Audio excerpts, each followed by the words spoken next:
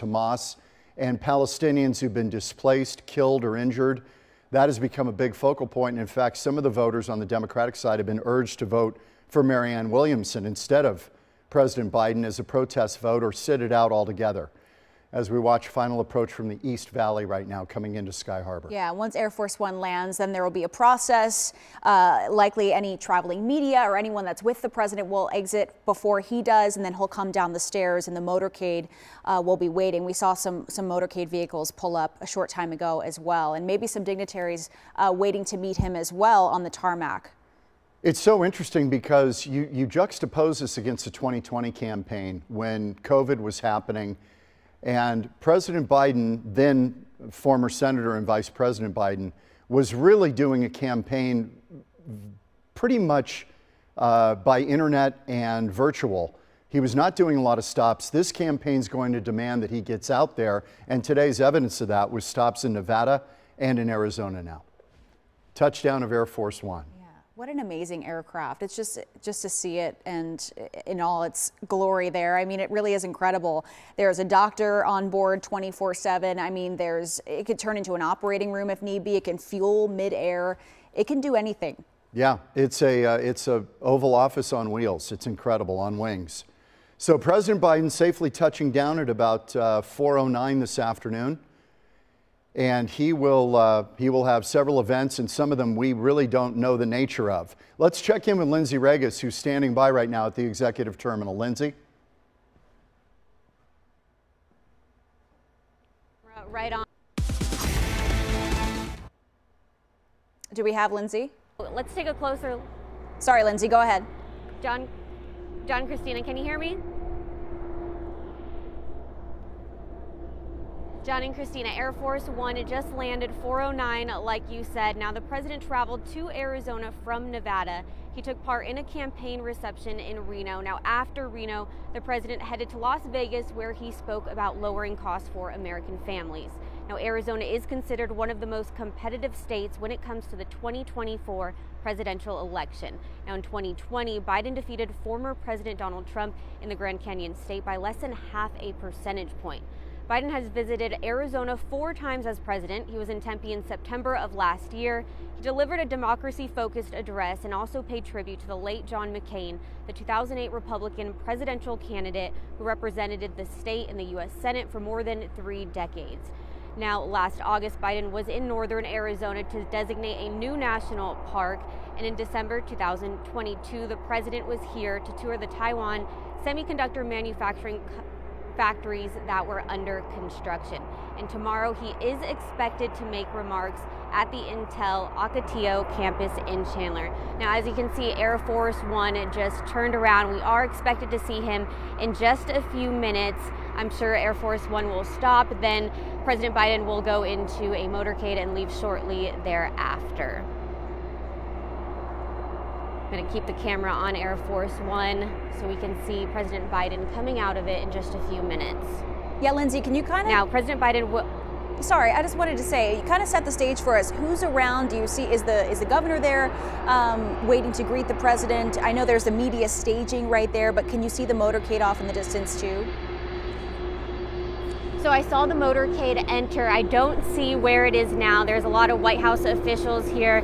Governor Mayor not here. Just not that many people here. Family, friends were not invited to this. Really, I'm just surrounded by media security out here on the tarmac. So, Lindsay, no Mark Kelly, Senator Kelly, no governor that you see? No, I do not. That would be unusual. As of right now. That would be unusual if the governor weren't there. Maybe she's going to pop out here at the end and we'll see her, because it takes a few minutes to get this thing brought into the executive terminal. Right. So the president really here for I'm assuming that about a day is all it is. It's a pretty quick stop. Between Nevada and here, it's a quick stop and then back to the nation's capital. Yeah, he's just coming from Las Vegas now, so this really is a quick trip for the president. And as they get turned around here, again, we're going to see some folks exit, likely from the back of Air Force One. They'll get off, likely the press will travel separately, and then the president will walk down those stairs, as we've seen so many times before. It's such an interesting backdrop again today because we're holding our presidential preference election, and so are 4 other states: Florida, Illinois, Ohio, and Kansas. And as we mentioned, this has all been wrapped up in almost record time. Both candidates securing their party's nomination in really fast order. In fact, one of the fastest primary seasons we've ever seen.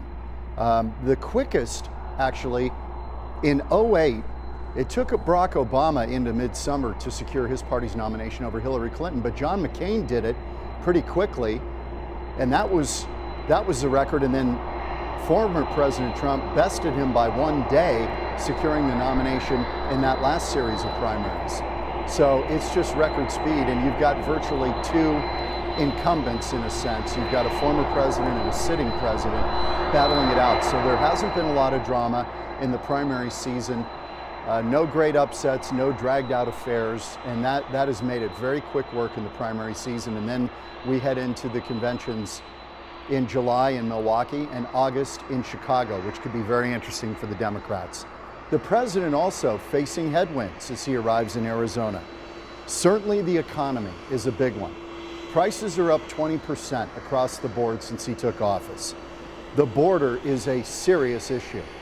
And then he's getting this opposition within his own party over his handling of the war, Israel's war against Hamas. 3 things that he's got to kind of battle, and we'll see what he says about all of those during these stops in Arizona.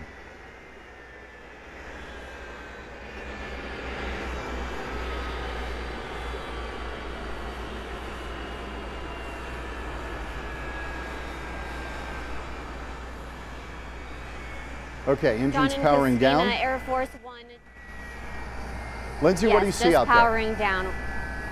Well, we're expected to see President Trump in just a few minutes. Now, at 4:15, Air Force One is powering down. I'm still looking for the mayor and governor out here. I am on one side of all the press, so they could be on the other side. There are a bunch of vehicles here for the motorcade. They could very well still be in one of those. So in just a few minutes, we are going to see President Biden. Okay, we have learned that he's going to stay at the Princess tonight. That was a pretty well-guarded secret, but now it's out, he'll be at the Princess tonight, spending the evening after he gets through with his affairs, and one of them is a fundraiser, as we mentioned.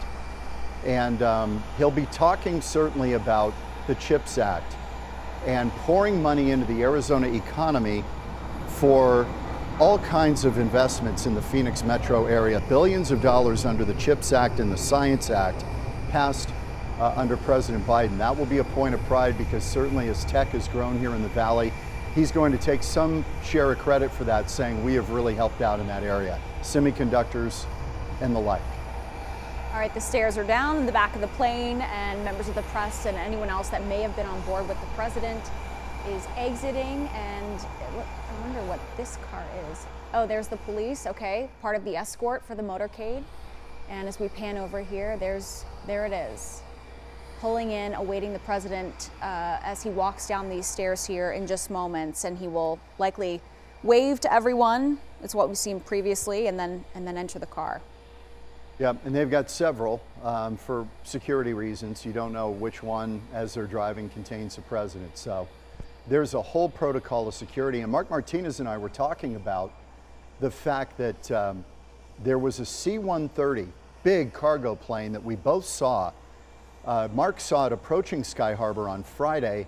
I saw it exiting Sky Harbor Friday, and it was probably unloading all of these vehicles you see at the executive terminal awaiting the president's arrival. They get all that equipment in early, days before, in this case about 4 days before this visit. And again, as we mentioned, this is the president's 4th trip to Arizona. Yeah, and a quick one at that, and on Election Day, which is interesting as well, the timing. It looks like the senior advisors, the Secret Service, the traveling press, any other guests that may have been on Air Force One for this quick trip from Las Vegas, they've exited at this point, and now we're just waiting for Mr. President. This would have been interesting, far more interesting, had we had kind of a contested primary and the president were arriving here. But as we mentioned, this contest is all but over.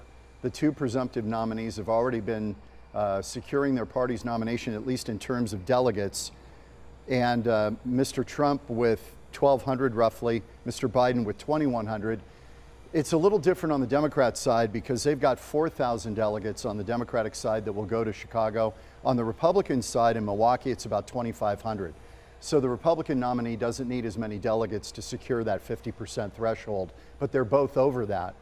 And this will really be about campaigning and beginning the campaign for the fall.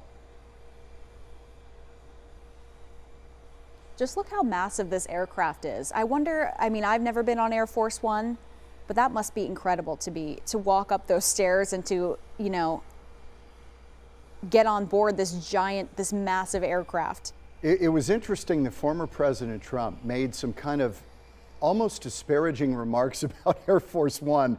He had been flying around in his own private plane that is well appointed, we'll put it that way.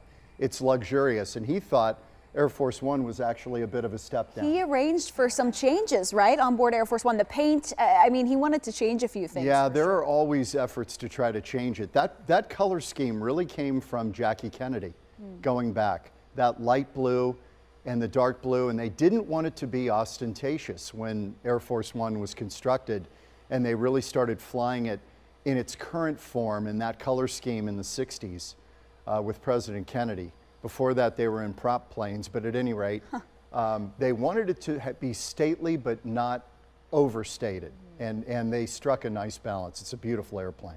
Yeah, and if there were ever a crisis in the United States and the president were in the air, again, as I said earlier, this can refuel mid-air, which is incredible. Just a massive aircraft that it can do that, but also, you know, a doctor on board at all times, and if there were any kind of crisis with the president, they could handle that solely on the plane, which is amazing. Yeah, it's even equipped with chaff to ward off anybody trying to fire a missile at it. They've got all kinds of air defense systems on that airplane. And you know, you talked about kind of being able to operate in the sky. Certainly President Bush gave that a real world test on 9/11 when he was flying around trying to keep the country together when that attack happened, and he was doing it aboard Air Force One as they were trying to figure out whether they were going to go back to DC or not. President Biden exiting Air Force One, terra firma, Arizona, and off to a campaign stop. Yeah, sporting kind of a casual look, would you say? Yeah, no tie, and we're not sure exactly who he's meeting with. Christina, this is very interesting to watch. You probably have a better view than I can right now. The motorcade pulled up. There's about 50, 60 cars in this motorcade. President Biden had just walked down. He is shaking hands with two individuals right now. I think can't that's tell Greg exactly Stanton, who they by the are way. from this distance. I think that's Congressman Stanton with his back to us, I think. Hard to tell from the, that's pretty impressive that you can tell from the back. Yeah, it's hard to tell from the back, but I think that's Greg Stanton, Congressman, former mayor of Phoenix. I think so, not positive. Little surprising. Yeah, so we know where he is staying tonight. Now, as far as where is he going after this, we're a little unsure about that. But of course, like you said, he is staying at the Princess.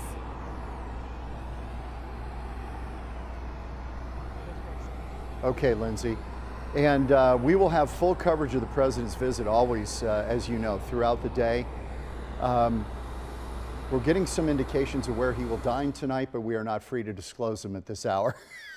That will come later. I will tell you this, it will be Mexican food. That's just a hint.